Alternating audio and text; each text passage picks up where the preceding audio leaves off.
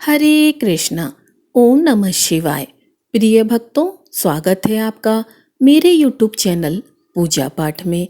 भक्तों, आज बृहस्पतिवार के दिन केले के पौधे की पूजा करके विष्णु भगवान की कथा कही और सुनी जाती है। जो भी व्यक्ति बृहस्पतिवार के दिन केले के पौधे का पूजन करता है और श्री हरि की कथा को सुनता है, उसे कभी भी अपने जीवन में आर्थिक तंगी का सामना नहीं करना पड़ता। धन चाहने वाले को धन, संतान चाहने वाले को संतान और विद्या चाहने वाले को विद्या की प्राप्ति होती है। भगवान श्री हरि विष्णु का आशीर्वाद पाने के लिए बृहस्पतिवार के दिन सुबह स्नान करके केले के पौधे की पूजा करें। उसकी जड़ में शुद्ध घी का दीपक जलाएं, गुड़ और दाल चढ़ाएं और एक कलश जल से भरकर रख लें और फिर श्री हरि विष्णु को अपने मनोरथ बताकर उसकी पूर्ति के लिए कामना करें और केला पूजन की कथा सुने। कथा समाप्त होने के पश्चात श्री हरि विष्णु से भूल चूक के लिए माफी मांगते हुए कलश का पानी केले की जड़ में अर्पित कर दें। ऐसा करने से श्री हरि विष्णु भगवान आप पर बहुत ही प्रसन्न होंगे और आपकी समस्त मनोकामनाएं पूर्ण करेंगे। सुनते हैं केला पूजन की कथा। बोलो लक्ष्मीपति नारायण की जय हो। सारे विष्णु भक्त कमेंट में विष्णु जी के जयकारे जरूर लगाएं और कथा को लाइक करते हुए सारे विष्णु भक्तों को इस कथा को ज़्यादा से ज़्यादा शेयर करना है और पूजा पाठ चैनल को सब्सक्राइब करें। बोलो श्री हरि विष्णु की जय हो। एक गांव में एक औरत रहती थी। उसके पति की मृत्यु हो चुकी थी। उसके एक छोटा सा बेटा था। वह बहुत ही दुखी रहती थी। मेहनत मजदूरी करके लोगों के घरों में झाड़ू पोंछा करके अपना और अपने बेटे का पालन पोषण किया करती थी। उसका बेटा ही उसका एकमात्र सहारा था। ऐसा करते करते 2-3 साल बीत गए। जब उसका बेटा थोड़ा सा बड़ा हुआ, कुछ समझने लायक हुआ, तो दोनों माँ बेटे किसी के घर से काम निपटाकर शाम के समय घर आ रहे थे। तो रास्ते में विष्णु भगवान के मंदिर के अंदर सत्यनारायण भगवान की कथा हो रही थी।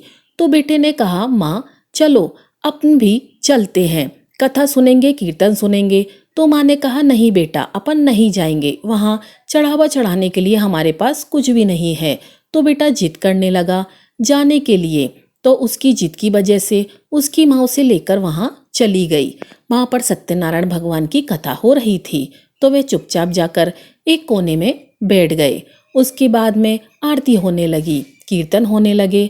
सारे लोग बहुत खुश थे। वह बिल्कुल चुपचाप उदास बैठी थी। तो ब्राह्मण ने उसे कई बार देखा। तो भजन कीर्तन होने के बाद में जब प्रसाद बांटने लगे तो ब्राह्मण ने पूछा कि बेटा तू इतनी उदास क्यों बैठी है, मुझे बताओ। तो उसने कहा कि बाबा मैं बहुत ही गरीब हूँ।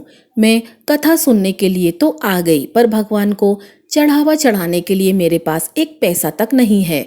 ऐसा कहते हुए उसने उस ब्राह्मण को पूरी व्यथा बताई।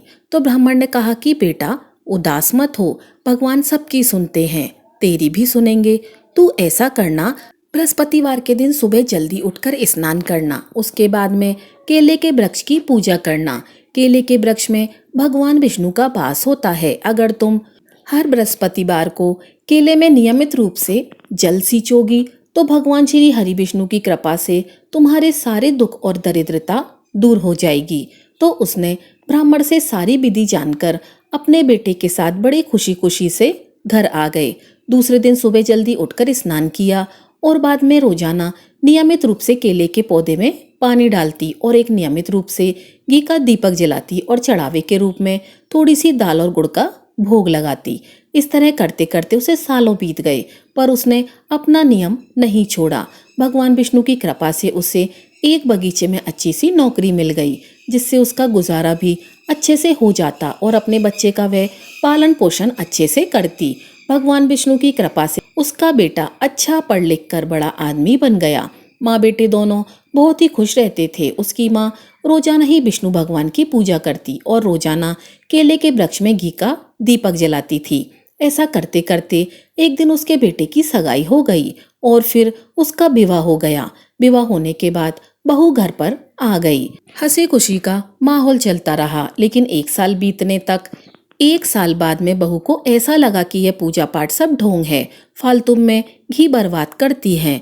तो उसने सोचा कि अगर मैं बोल दूंगी सासू माँ को घी का दीपक नहीं जलाना है तो मैं बुरी बनूंगी, इससे अच्छा है उसी के बेटे से कहकर कहलवा दूंगी कि घी का दीपक नहीं करना। तो उसी शाम को उसने अपने पति से कहा कि तुम्हें एक मेरी बात माननी होगी, तुम अपनी माँ को कह दो घी का दीपक नहीं करना। इतनी महंगाई के अंदर रोजाना घी का दीपक क्या जरूरत है, दीपक ही करना है तो तेल का कर दो, इसमें कोई दिक्कत नहीं। तो उसने कहा कि मेरी समझ से पहले का ही मेरी माँ हमेशा ही घी का दीपक करती है, मैं उसे मना नहीं कर सकता। तो उसकी पत्नी बोली कि मना तो तुम्हें करना होगा, तुम करते हो तो ठीक है वरना मैं मना कर दूंगी तो बुरा लगेगा उन्हें। तो बेटे ने सोचा कि बहू बेइज्जती करेगी तो इससे अच्छा है मैं ही समझा देता हूँ। तो उसने एक दिन माँ से कहा कि माँ आपको दीपक ही करना है तो आप तेल का कर दिया करो, कितनी महंगाई है। तो उसकी माँ ने कहा बेटा जब मैं मेहनत मजदूरी करती थी तब भी घी की कोई कमी नहीं थी, आज तू इतना बड़ा आदमी बन गया है फिर भी एक दीपक के घी की कमी आ गई है। चलो बेटा कोई बात नहीं, जैसा तू कहता है मैं वैसा ही करूंगी, क्योंकि मेरे जीवन में तेरी खुशी से बढ़कर कुछ भी नहीं है। तो दूसरे दिन उसकी माँ तेल लेकर जाने लगी। तो 3 दिन बीते थे कि बहू को तो वह भी अच्छा नहीं लगा, तो उसने तेल और घी के डिब्बे उठाकर अलमारी में रख दिए और ताला लगा दिया। तो दूसरे दिन सास ने पूछा कि बेटा तेल कहाँ है, मुझे दीपक करने जाना है, आकर भोजन भी करना है। तो बहू बोली कि ऐसा फालतू का ढोंग है माँ जी, ऐसा आपको कुछ नहीं करना, चुपचाप से भोजन कर लो।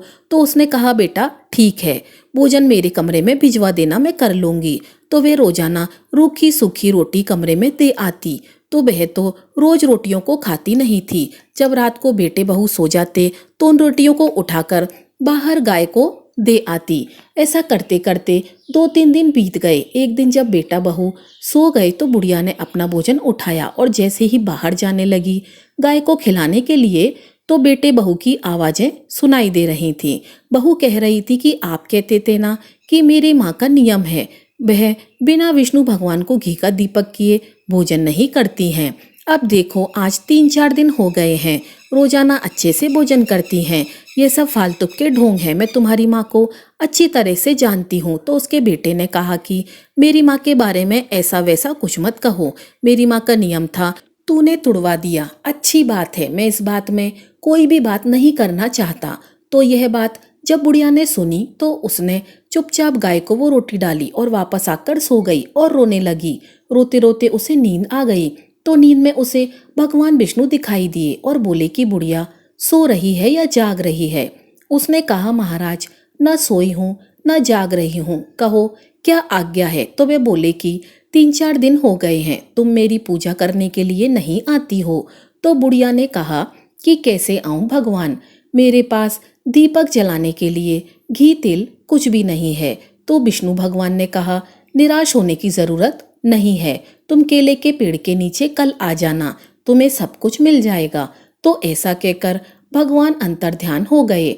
बुढ़िया की जैसे ही आंख खुली तो इधर उधर देखा, कोई दिखाई नहीं दिया। सुबह उठकर बुढ़िया ने वैसे ही किया जैसा उसको स्वप्न में आया था। उसने जल्दी से स्नान किया और केले के पेड़ के पास जाकर बैठ गई। तो वहां जाकर देखा कि वहां पर तो पहले से एक दीपक पड़ा है, उसके अंदर घी है और बाती है बिना जलाई हुई। तो बुढ़िया इधर उधर देखने लगी कि क्या पता किसी और का हो। तभी उसी पेड़ के अंदर से आवाज आई कि यह बुढ़िया माई तुम्हारे लिए है, तुम दीपक जलाओ, भोग लगाओ और कथा कहो, फिर घर जाकर भोजन कर लेना।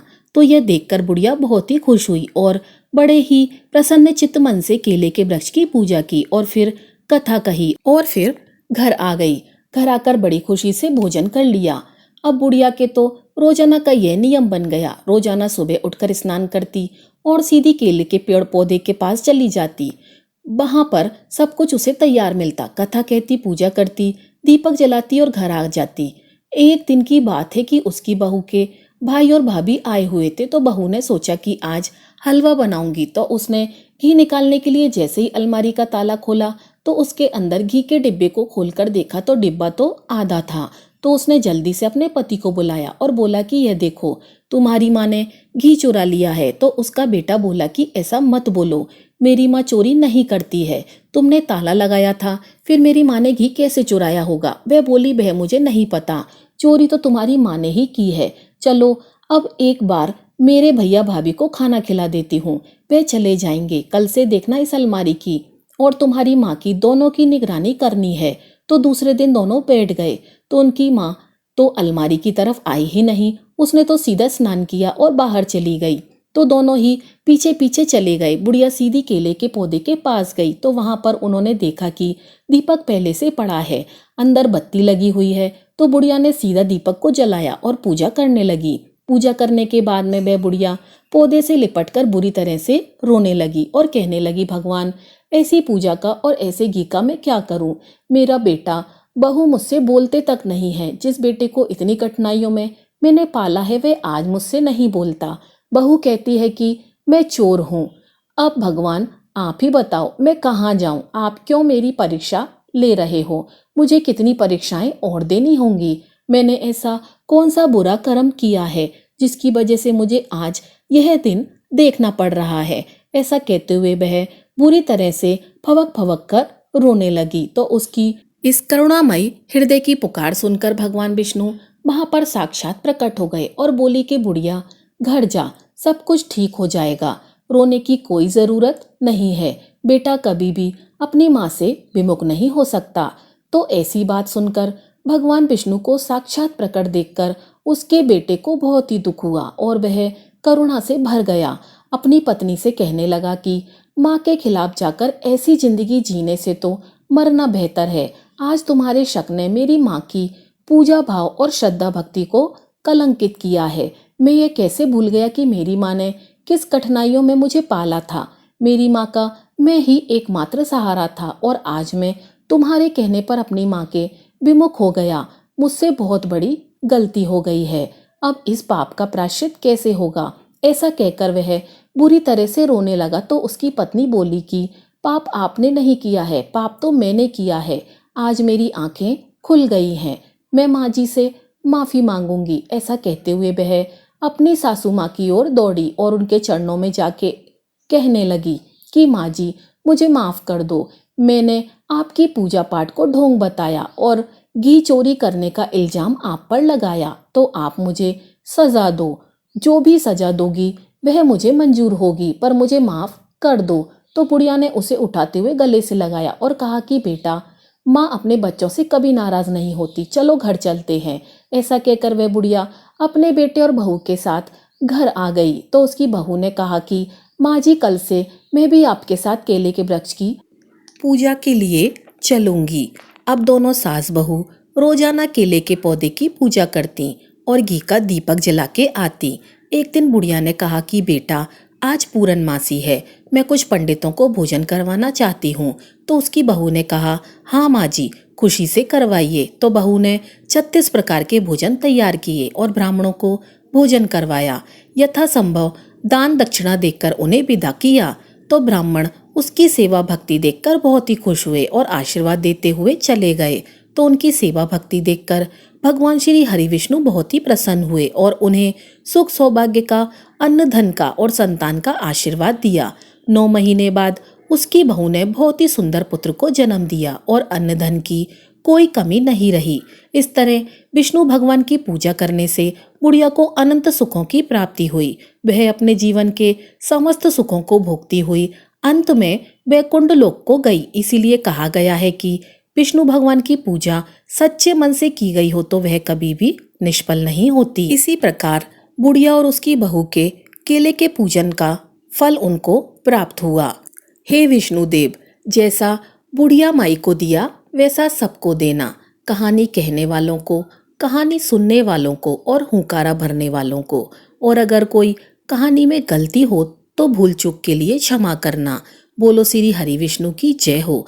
अब सुनते हैं भगवान श्री हरि विष्णु और माँ लक्ष्मी की कथा। भगवान लक्ष्मी नारायण की जय हो। एक बार भगवान श्री हरि विष्णु धरती पर भ्रमण करने के लिए जा रहे थे। तभी देवी लक्ष्मी ने पूछा कि आप कहाँ जाने की तैयारी कर रहे हैं। तब विष्णु जी ने कहा कि मैं पृथ्वी लोक पर भ्रमण के लिए जा रहा हूँ। तो लक्ष्मी माता ने कहा कि आपकी अनुमति हो तो मैं भी आपके साथ चलती हूँ। इस तरह कई बार कहने पर भगवान विष्णु ने कहा कि मैं आपको साथ लेकर तो चल सकता हूँ, लेकिन मेरी एक शर्त है, वह आपको माननी पड़ेगी। तो लक्ष्मी माता ने कहा कि ठीक है, मान लूंगी, आप जो शर्त कहोगे। तो विष्णु भगवान ने कहा कि धरती पर कैसी भी स्थिति आए, लेकिन तुम्हें उत्तर दिशा की ओर नहीं देखना है। तो देवी लक्ष्मी ने कहा ठीक है, मैं नहीं देखूंगी। और भगवान श्री हरि विष्णु के साथ वे चल पड़ती हैं।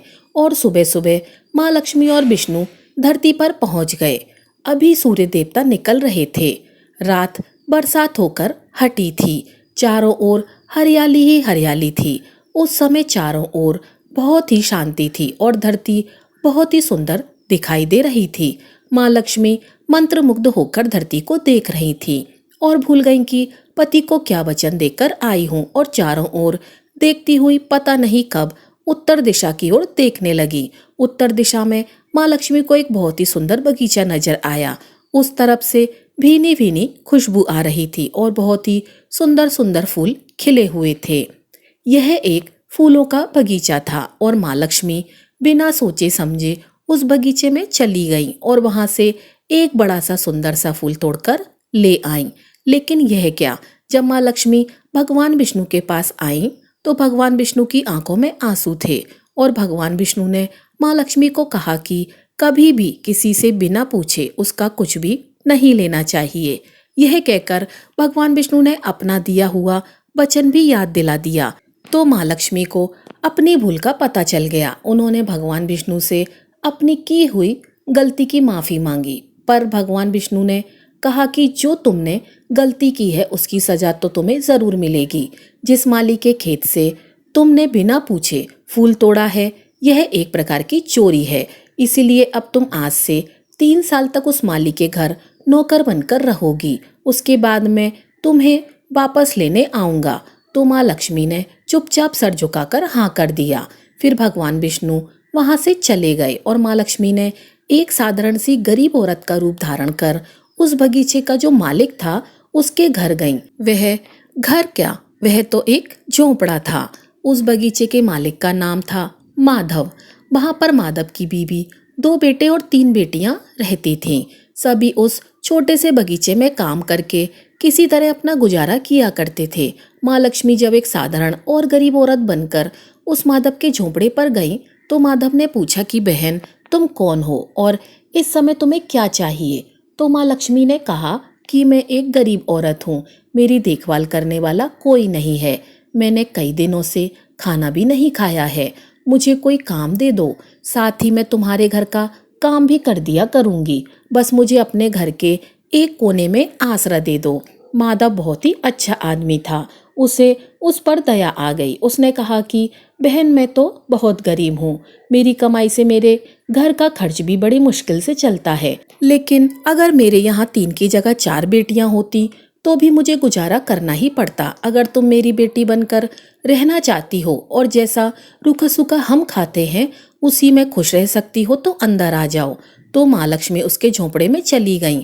इस प्रकार माधव ने माँ लक्ष्मी को अपने झोंपड़े में शरण दी थी और माँ लक्ष्मी 3 साल उस माधव के घर पर नौकरानी बनकर रहीं। लेकिन जिस दिन माँ लक्ष्मी माधव के घर आई थी उस दिन से माधव को इतनी आमदनी हुई कि कमाई से एक गाय खरीद ली। फिर धीरे धीरे माधव ने काफी सारी जमीन खरीद ली। फिर सबने अच्छे अच्छे कपड़े भी बनवा लिए और एक बड़ा पक्का सा घर भी बनवा लिया। बेटियों के लिए और बीवी के लिए गहने भी बनवा लिए। इस तरह से माधव के खूब अन्न धन हो गया। माधव हमेशा सोचता था कि मुझे इस महिला के आने के बाद ही यह सब कुछ मिला है, इस बेटी के रूप में मेरी तो किस्मत जाग गई है। लेकिन जैसे ही 3 साल पूरे हुए तो उस दिन माधव खेतों में काम खत्म करके घर आया तो उसने अपने घर के दरवाजे पर एक देवी स्वरूप गहनों से लदी हुई एक औरत को देखा। उसे ध्यान से देखा तो पहचान गया कि अरे, यह तो मेरी मुंह बोली चौथी बेटी है। साथ ही यह भी जान गया कि यह तो माँ लक्ष्मी है। तब तक तो माधव का पूरा परिवार बाहर आ गया और सब हैरान होकर माँ लक्ष्मी जी को देख रहे थे। माधव बोला कि माँ हमें माफ कर दो, हमने तेरे से अनजाने में घर के और खेतों के सारे काम करवाए हैं, हमसे यह कैसा अपराध हो गया, माँ हम सबको माफ करो। तो माँ लक्ष्मी मुस्कुराई और बोली कि माधव तुम बहुत ही अच्छे दिल के दयालु व्यक्ति हो, तुमने मुझे बेटी बनाकर रखा, अपने परिवार के सदस्य की तरह इतना लाड़ प्यार दिया, मेरे काम करने से कोई भी अपराध नहीं हुआ है। मैंने 3 साल पहले तुम्हारे बगीचे से बिना पूछे फूल तोड़ लिए थे, उसी की सजा मुझे मिली है। तुमने कोई भी अपराध नहीं किया है, मैं तुमसे बहुत ही खुश हूँ। मैं तुम्हें वरदान देती हूँ कि तुम्हारे पास कभी भी खुशियों की और धन की कोई कमी नहीं रहेगी, तुम्हें सारे सुख मिलेंगे जिसके तुम हकदार हो। फिर माँ लक्ष्मी अपने स्वामी के द्वारा भेजे गए रथ में बैठकर बैकुंठ को चली गईं। हे माँ लक्ष्मी, जैसा माधव को अन्न धन दिया वैसा सबको देना। तो प्रिय भक्तों, यह थी हमारी आज की कथा। अगर आपको कथा अच्छी लगी हो तो वीडियो को लाइक कीजिएगा और चैनल को सब्सक्राइब कीजिएगा। आपका दिन शुभ हो।